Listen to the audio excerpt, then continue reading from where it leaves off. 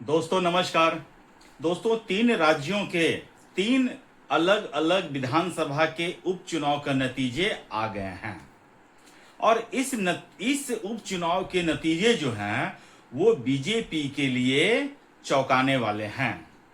जी हाँ दोस्तों, मैं भी जब आगे इस बात का आपके सामने डिस्कशन करूंगा तो आपको खुद लगेगा कि ये सारे नतीजे कैसे, मतलब कभी सोच ही नहीं सकता है कि जिस सीट पर 30 सालों से बीजेपी का गढ़ था वो सीट बीजेपी हार जाएगा, इसकी कभी किसी ने कल्पना नहीं की होगी।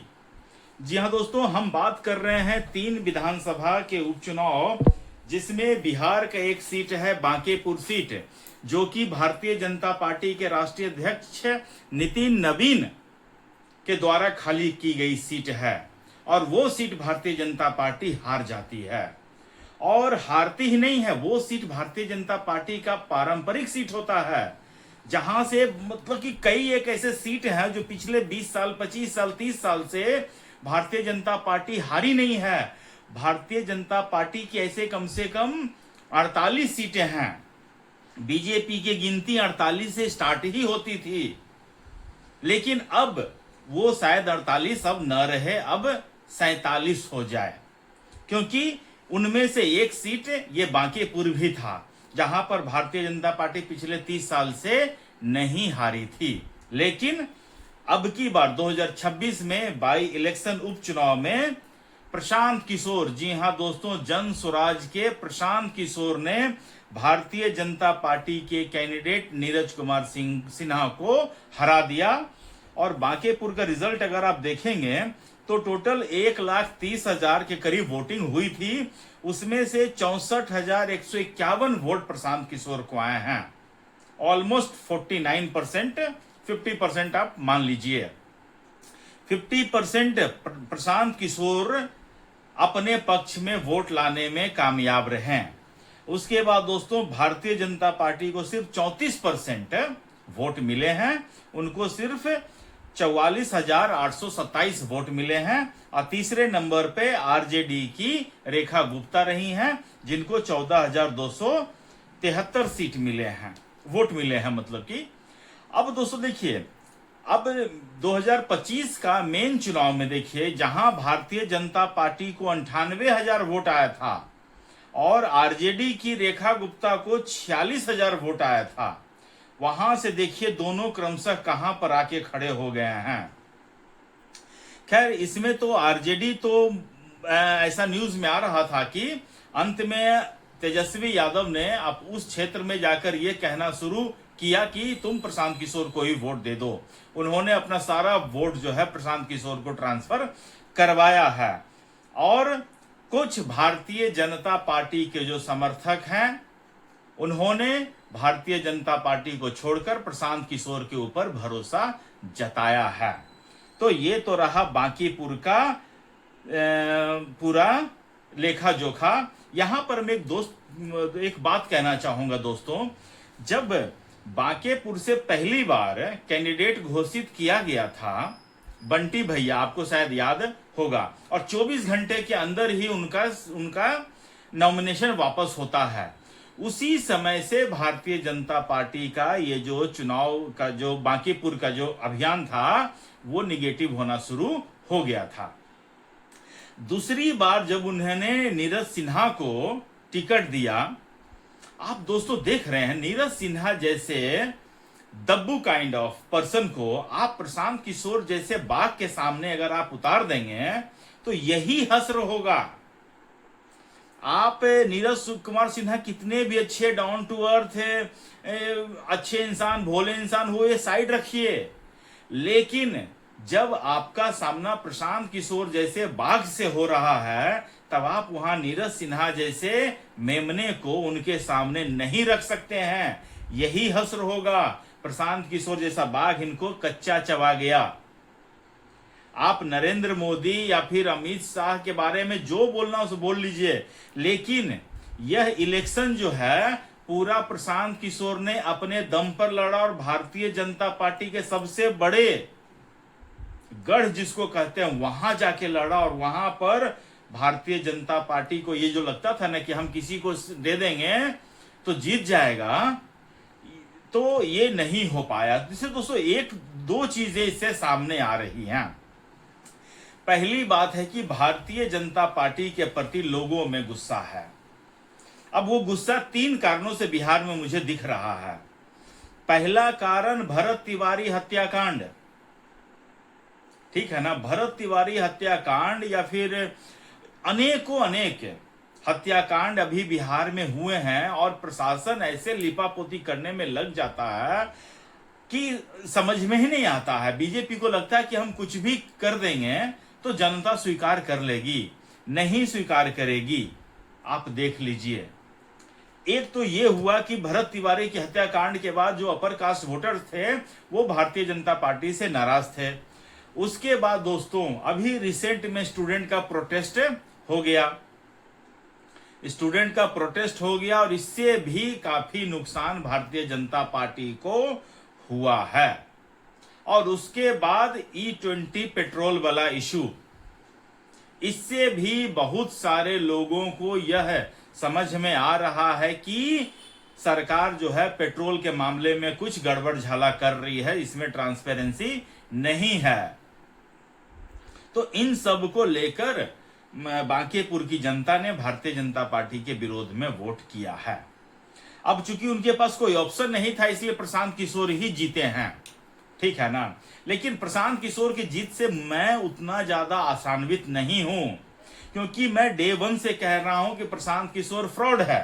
प्रशांत किशोर कहता है ना कि जो लोग वोट दिए हैं उनका मैं धन्यवाद करता हूं और जिन्होंने वोट नहीं दिया है उनका मैं दिल जीतने का प्रयास करूंगा। आपको बहुत ज्यादा प्रयास करना पड़ेगा प्रशांत किशोर, हम भी हैं उसमें। आपको मेरा भी दिल जीत के दिखाना पड़ेगा। अगर आप कहते हैं तुम एक नहीं भी जीतोगे तो क्या फर्क पड़ जाएगा, तो अगर तुम ये स्टेटमेंट दे देते हो तो फिर मुश्किल हो जाएगा। उसके बाद दोस्तों आ जाते हैं दतिया विधानसभा सीट। दतिया विधानसभा सीट से जो उपचुनाव हुआ था, इसमें भी दोस्तों भारतीय जनता पार्टी के भीतरघात का सामना करना पड़ा है। भारतीय जनता पार्टी के आशुतोष तिवारी को 60,741 वोट आए हैं और कांग्रेस के घनश्याम सिंह को 66,757 वोट आए हैं। और इस तरह आशुतोष तिवारी जो है 6,016 वोट से दतिया विधानसभा हार जाते हैं। दोस्तों दतिया विधानसभा क्षेत्र जो है मध्य प्रदेश के कद्दावर नरोत्तम मिश्रा का क्षेत्र रहा है और वो मेन चुनाव में भी हार गए थे। मेन चुनाव के बाद जब हारे थे तो उनके जो कैंडिडेट थे भ्रष्टाचार में पाए गए थे, कांग्रेस के कैंडिडेट, उनको वहां से हटना पड़ा, तब जाकर उपचुनाव हुआ है। अब उसके बाद भारतीय जनता पार्टी ने आशुतोष तिवारी पर भरोसा दिखाया, तो उसके बाद नरोत्तम मिश्रा ने पूरा भीतरघात किया है। ऐसा तो नहीं कह सकते अभी, क्योंकि अभी समीक्षा होना बाकी है। क्योंकि दोस्तों देखिए, नरोत्तम मिश्रा का जो अपना बूथ था उस बूथ पर भी भारतीय जनता पार्टी की हार हुई है। अब आशुतोष तिवारी तो कह रहे हैं कि जो भी भीतरघात किया है समीक्षा बैठक में उसके ऊपर एक्शन लिया जाएगा। रिजल्ट आने से पहले से ही नरोत्तम मिश्रा जी गायब हैं। मुझे तो दाल में कुछ काला लग रहा है दोस्तों ये राजनीति की विडंबना है। कोई आदमी, नरोत्तम मिश्रा इतने सालों से राजनीति का सुख भोगे हैं, लेकिन अब जीवन के अपने अंतिम चरण ही चल रहा है उनके जीवन का। अंतिम चरण में भी वो ये सोचते हैं कि हम ही सत्ता का सुख भोगे हैं। ये सिर्फ उनके लिए नहीं है, सभी के लिए है। सभी पॉलिटिशियन यही चाहता है कि हम सत्ता का सुख भोगें, दूसरा कोई नहीं भोगे।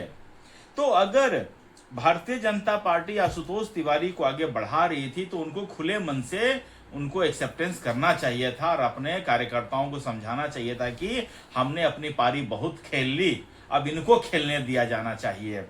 लेकिन राजनीति की विडंबना यही है कि अब क्या किया जा सकता है। तीसरी सीट जहां पर बाई इलेक्शन हुआ था वो था मंजलपुर, और वहां पर भारतीय जनता पार्टी ने कंफर्टेबल विक्ट्री हासिल की है। भारतीय जनता पार्टी के सत्येंद्र भाई पटेल को 81 वोट मिले हैं, जबकि कांग्रेस को भीखा भाई राबाड़ी को 28,851 वोट मिले हैं। इस तरह से 30,630 वोटों से भारतीय जनता पार्टी ने जीत हासिल की है और अपना गुजरात वाला गढ़ बचाने में कामयाबी हासिल की है। लेकिन दोस्तों, यहां से टेक अवे क्या ले जा सकती है बीजेपी? टेक अवे यही लिया जा सकता है कि अपने पार्टी में भीतर घात से किस तरह बचा जा सकता है, और कैंडिडेट का जब घोषणा कर रहे हैं तो इक्विवेलेंट कैंडिडेट का होना बहुत जरूरी है। कहते हैं ना, दोस्ती और दुश्मनी बराबर वालों से होनी चाहिए, तो इसी तरह कैंडिडेट भी बराबर वालों का होना चाहिए। तब जाकर आप अगर किसी को हराते हैं तो अच्छा लगता है। अब देखिए दोस्तों, मैं दिल्ली का एग्जाम्पल देना पसंद करूंगा। दिल्ली विधानसभा चुनाव 2025 में अरविंद केजरीवाल के सामने परवेश वर्मा को टिकट दिया जाता है, और परवेश वर्मा ने यह चैलेंज एक्सेप्ट किया, और परवेश वर्मा के आगे अरविंद केजरीवाल फीका पड़ गया, उनकी बोलती बंद कर दी। अगर वही परवेश वर्मा की जगह किसी और को टिकट दिया गया होता तो शायद अरविंद केजरीवाल उसे कच्चा चबा जाता। यही हाल देखिए आप पश्चिम बंगाल में देखिए। आप भवानीपुर में ममता बनर्जी के आगे शुभेंदु अधिकारी को खड़ा करते हैं, अगर वही शुभेंदु अधिकारी के जगह कोई दूसरा कैंडिडेट को खड़ा कर दिया जाता तो ममता बनर्जी और अभिषेक बनर्जी उसको कच्चा चबा जाते हैं। मतलब कि आपकी पर्सनालिटी का बहुत वैल्यू होता है कि आप किसके अगेंस्ट चुनाव लड़ रहे हैं। तो मुझे लग रहा है कि कैंडिडेट सिलेक्शन में भारतीय जनता पार्टी से बांकेपुर में खासकर बहुत बड़ी गलती हुई है, और जिस तरह से प्रशांत किशोर एग्रेसिव होके पूरा थाना, प्रशासन, सरकार सबको गाली दे रहे हैं, मैं तो बिहार के सीएम सम्राट चौधरी से पूछना चाहता हूं। अगर सम्राट चौधरी जी मेरा वीडियो देख रहे हैं तो हाथ जोड़कर मैं ये पूछना चाहता हूं कि प्रशांत किशोर आपको एक खुले मन से अपराधी कहता है, आपको कैसा लगता है सर?